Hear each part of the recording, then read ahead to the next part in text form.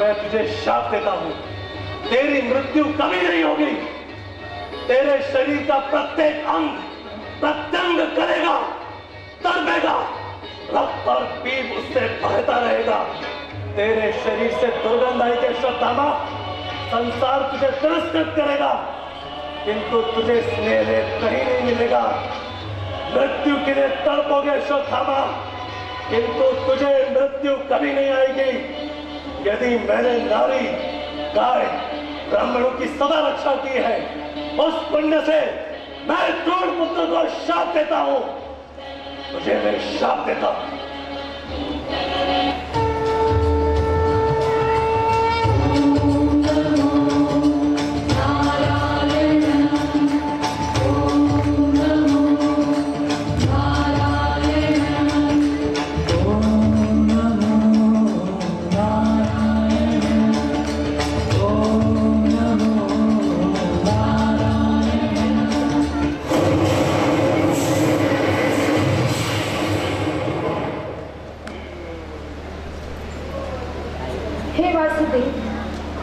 तुम्हारी कृपा से पुत्रा को पुत्र हुआ है। हे परमेश्वर, आपका कोटि कोटि धन्यवाद। अरे वाह, ये तो बिल्कुल अपने पिता अभिमन्यु के भांति दिखता है। पता है हुआ, इसने जन्म लेते ही सबका परीक्षण करना प्रारंभ किया। आज के बाद ये समूचा संसार इसे परीक्षित के नाम से जानेगा, और चूंकि इसकी रक्षा मैंने की है, इसलिए संसार इसे विष्णुरथ के नाम से भी पुकारेगा। ये पांडवों के कुल को गौरवान्वित करेगा, आने वाले कलयुग का दमन करेगा और भागवत सुनने का उत्तराधिकारी होगा। जाओ, मेरे सारे आशीर्वाद तुम्हारे साथ हैं, मैं स्वयं तुम्हारे साथ हूँ। ये कितना दूर दूर के देख रहा है मुझे। अरे मैं ही तो हूँ जिसने तुम्हारी रक्षा की थी। विपदाएं आती है तो आए, विपदा संतुता शाश्वत, तत्र तत्र जगत भवतो दर्शनम यस्यात् अपनर्भव दर्शनम। मैं चाहती हूँ कि सारी विपदाएं बार बार आए, ताकि मुझे आपके दर्शन का और आपके दर्शन का अर्थ है मुझे जगह मृत्यु का दर्शन नहीं करना पड़ेगा। इसलिए हे ब्रह्मांड के स्वामी, हे ब्रह्मांड के आत्मा, हे अर्जुन के सखा, मैं आपको सादर प्रणाम करती हूँ।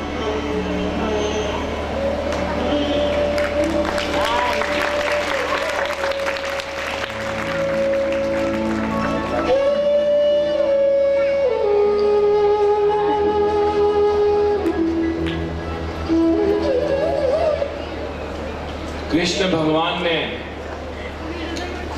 कुंती के साथ उनके पुत्र और पौत्र उनकी भी रक्षा की अपने सुदर्शन चक्र से। तो हम देखते हैं कि कुंती महारानी के भगवान के साथ पारिवारिक संबंध थे, लेकिन फिर भी कुंती महारानी उनकी अलौकिक स्थिति को जानती थी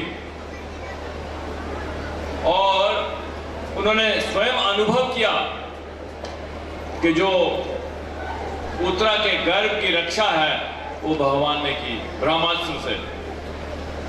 तो यहाँ हम देखते हैं कि कुंती महारानी जो है वो स्वयं दुविधा में पड़ गई कि कृष्ण सर्वव्यापी हैं या अंतर्यामी हैं।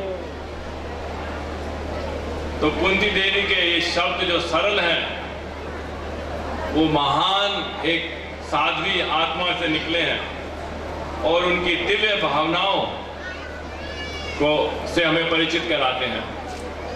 तो हम देखते हैं कि भगवान अपने भक्तों के प्रेम को अनुभव करना चाहते हैं। भगवान भी अनुभव करना चाहते हैं अपने भक्तों के प्रेम को, और भक्तों के प्रेम को अनुभव करने के लिए भगवान कृष्ण राधा रानी का भाव लेके और राधा रानी की कांति लेके प्रेमावतार के रूप में प्रकट होते हैं। देखिए भगवान का प्रेमावतार।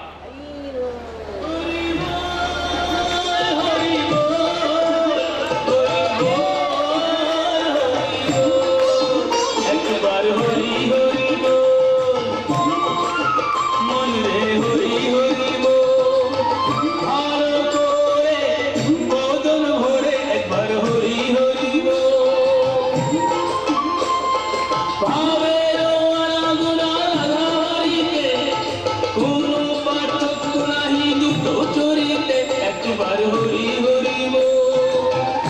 चैतन्य महाप्रभु की जय।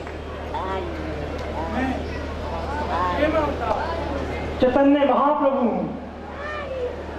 और प्रेम के माध्यम से हर जीवात्मा के हृदय को परिवर्तित मैं करूंगा और भरपूर मात्रा में हरि नाम का प्रचार करूंगा।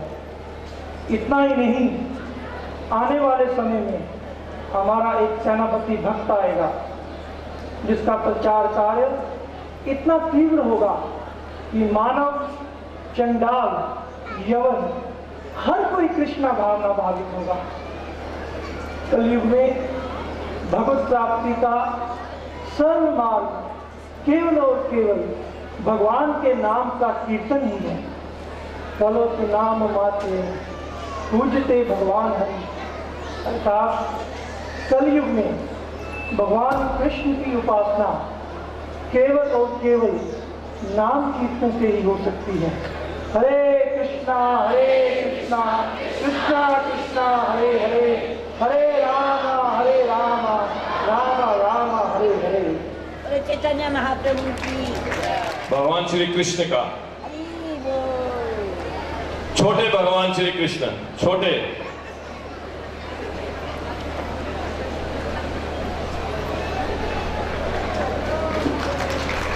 ये है हरिप्रिया, फरीदाबाद से, और यशोदा का रोल किया इनकी माता जी ने। इनकी माता जी माधवी चंद्रिका माता जी, यशोदा का रोल किया। और बलराम जी, दाऊ जी, वृंदा, आप वृंदावन में हो, ये वृंदा बलराम जी। और इनकी माता जी हैं दीप्ति माता जी, जिन्होंने उत्तरा का रोल किया। और उसके बाद हैं बड़े कृष्ण, द्वारकाधीश, आदि योगी, जो इस प्ले के डायरेक्टर भी हैं, स्क्रिप्ट राइटर भी हैं, ऑल इन वन।